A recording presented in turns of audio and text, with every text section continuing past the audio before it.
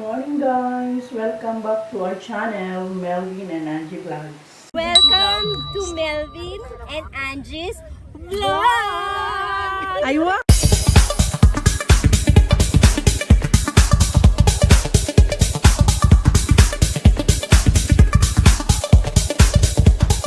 So ngayon, medyo distorted ang boses ko kasi nagigising ko lang 5 o'clock. And ngayon magsi-6 na.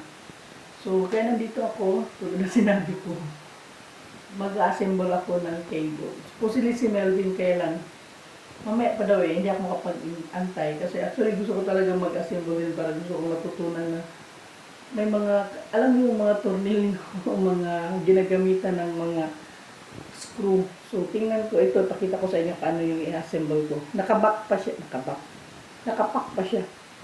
Guys, ito yung i-assemble. Nabili namin siya kagabi sa NCCC. Ayan yung table. So, naka-ano pa siya. Naka-box. Tingnan natin kung kaya. Ako kaya kong buksan ng box. Sigurado yan. Pero ang tanong, kaya ko bang i-assemble ang table at saka ang chair?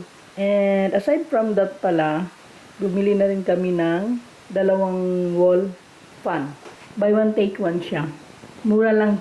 Mura lang. Buy one, take one. So, unahin ko muna to. At trivia lang, meron akong sasabihin. Ito guys, problema ko kasi bumili kami ng dalawa nito ni Melvin. Nag-iisa kami. Ang nangyari, ayan yung isa, bumagsak ako. Tapos ito nag-umpisa na naman. Oh. So, gagamitin kong upuan yung nasa labas. Yung box sa sasakyan, dinala ko dito. Ayan oh. Ayan. Yan ang gagamitin natin. Mga boxes na hindi pa na-unpack. May mga laman pa yan. Kaya dito ko muna sila ikinatambak. Bigat pala.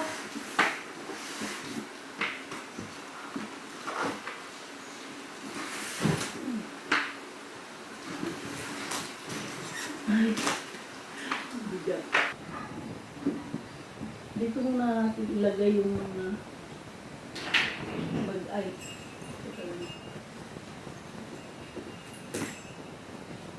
May pag-abri eh.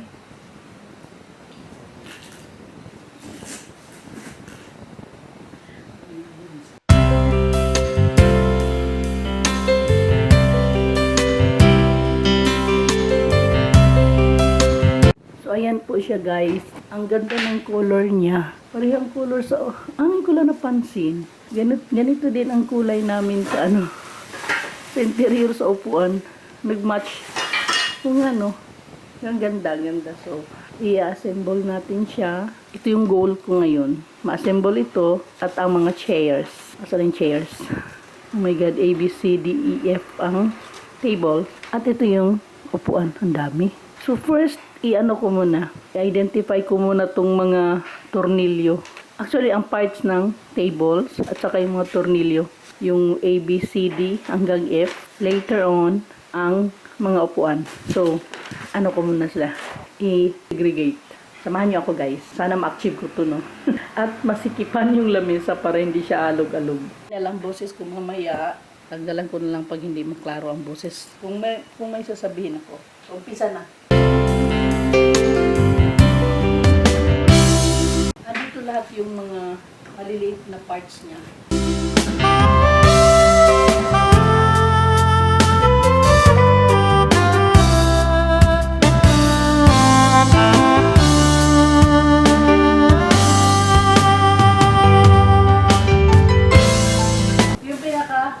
Base niya, yan, 4 ng ganito. Ito yung paglalagyan ng kanyang upuan mismo. So, ito yung kanyang base. Tulad ng sabi ko, ulit-ulit. And, ang mga screw. Tama, kailangan.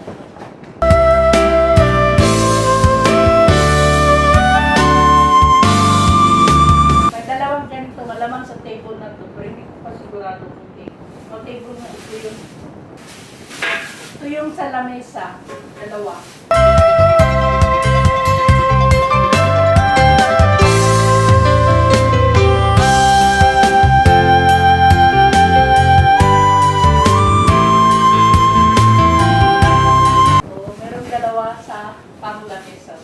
natin yan. Ibigay ko muna dito.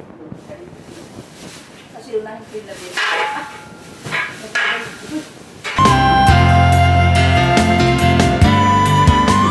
Malamang ito yung sa kuwan mismo.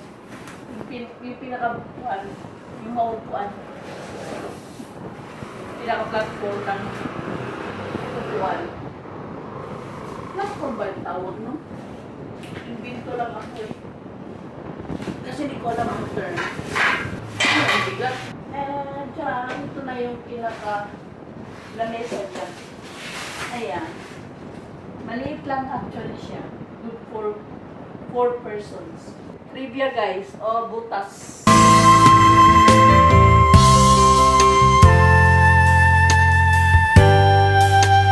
Tama ako guys. Hindi sabihin ako sa inyo. Meron kaming malalaking boxes na ganito kasi yung nagpa-cargo kami galing sa Dubai. Tapos, kaya ito na nga lang. Actually, meron pa ako natira sa Sigaboy. So, hindi na lang namin dito yung iba kasi kailangan namin yung mga ibang gamit. Meron akong tinapon na malalaki. Itatapon ko na sana. Sabi ni Melvin, wag kasi mabibenta daw. O kita mo guys, pati karton dito sa Pilipinas, binibenta. So, hindi ko siya tinapon. Nilagay ko lang siya sa likod ng bahay. And, may dagdag pa ako. Ito, di ba? Pamugasay na to guys. Kaya yan. Guidelines para kung paano ma-assemble. So, ito yung sa lamesa. Tulad ng sinabi ko kanina, merong A, B, C, D hanggang F ang instructions niya. Parang ang sa drawing ba, no? Parang ang dali lang niyang tignan. Pero actually, maano to? Mabusisi. Kasi sa daming mga tornilyo ilalagay. I-identify mo pa siya dito. Oh. Ito yung ano niya. Yan. May mga numbers ba? Ito. Ito. So, dito mo rin siya makita. Actually, ang naintindihan ko dito yung letter F na ito, yabe. Pang ano, yun yung pang tuyok. Yabe ang alam ko niyan pero may term yan. So, madali lang siya kasi alam mo, like, ito, yung letter A sa lamesa, yung one piece, yan yun. Yan. Tapos yung dalawang ano, ito yun.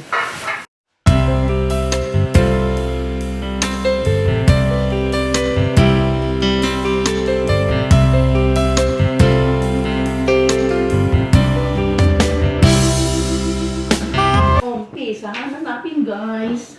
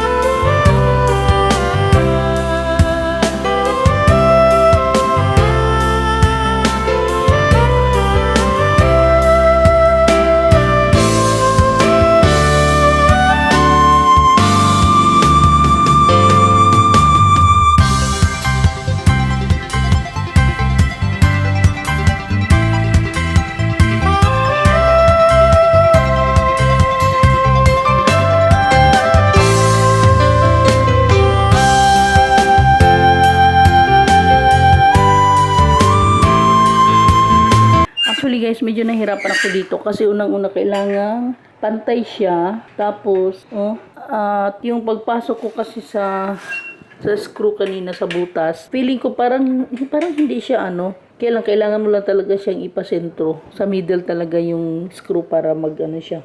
Hiwi-hiwi lang kasi kanina eh. So, ayan. Tapusin ko muna itong 4 na corners. And then, pakita ko mamaya yung paglapag na natin sa lamesa. So, ayan guys, na ikabit ko na siya sa isa. Tapos, yung isa naman dito sa dulo. Tapos, yung dalawa naman doon para magiging square siya. And then, after nito, ilalapag na yung table dito. So, magiging lamesa na siya. 2 hours later. Nabuo ko na siya. Ayan, kailangan matibay. So, pagkatapos nito ay ilalagay yung ito na naman, paulit-ulit ko naman pinakita ito dito sa taas para magiging ganap na siya na lamesa. O diba? 4-seaters lang actually siya eh. Maliit lang. Kami lang 3 ni Joko at saka ni Melvin. Okay, so I'm happy kasi parang napakasimple lang niyang tignan. Pero actually ang mahirap lang is kailangan mo i-align talaga yung mga dito. Ito, yung bawat ganyan. sa apat ng corners.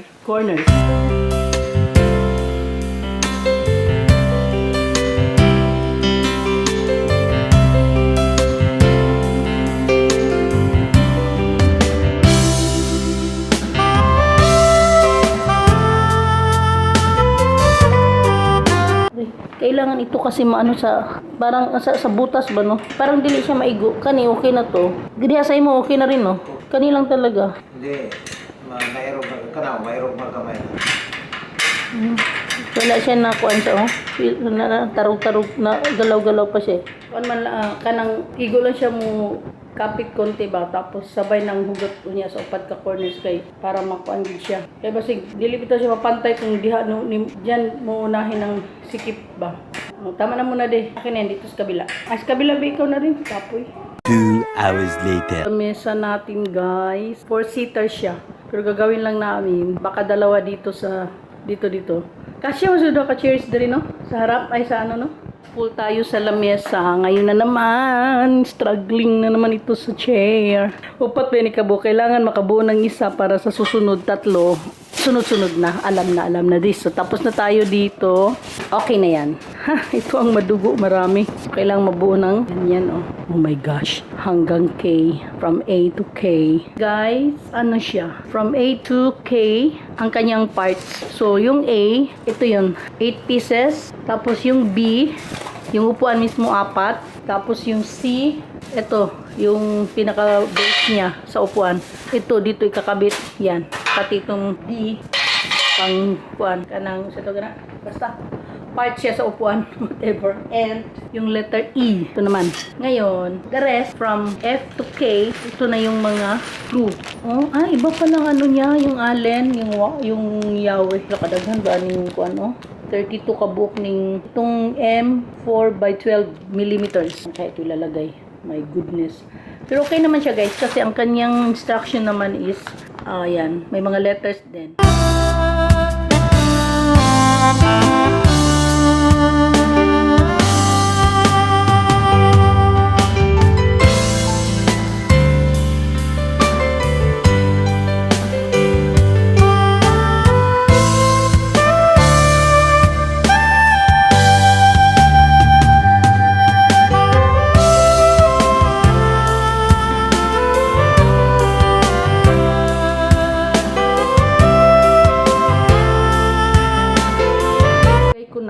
Ayan na yung sa harap niya. Ganun. Agoy, ang hirap pala, no? So, ang ilagay ko naman sa likod, yan na. Yung pinaka, ano niya. Hindi rin, yung pinakalikod niyo.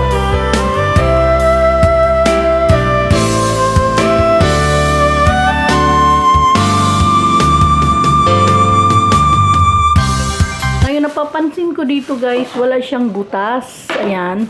Pero, hindi din ang allen ang gagamitin. Hindi ito. So, ang ano talaga niya is yung matulis yung screw niya.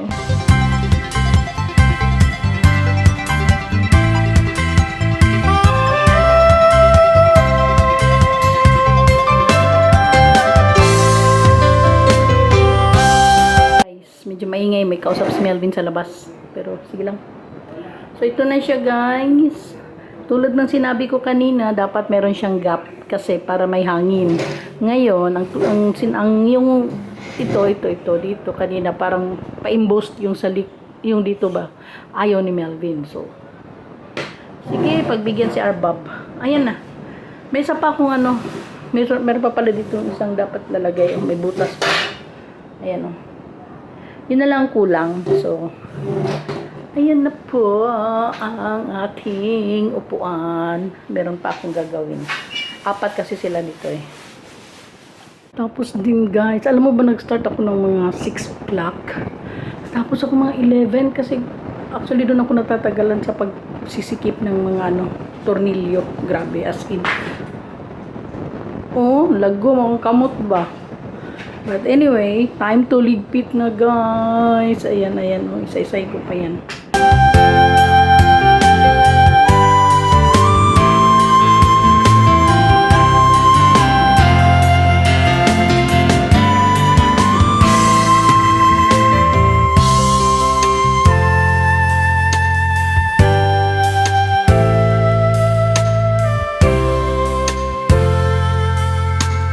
7 hours later. So guys, ito na yung result.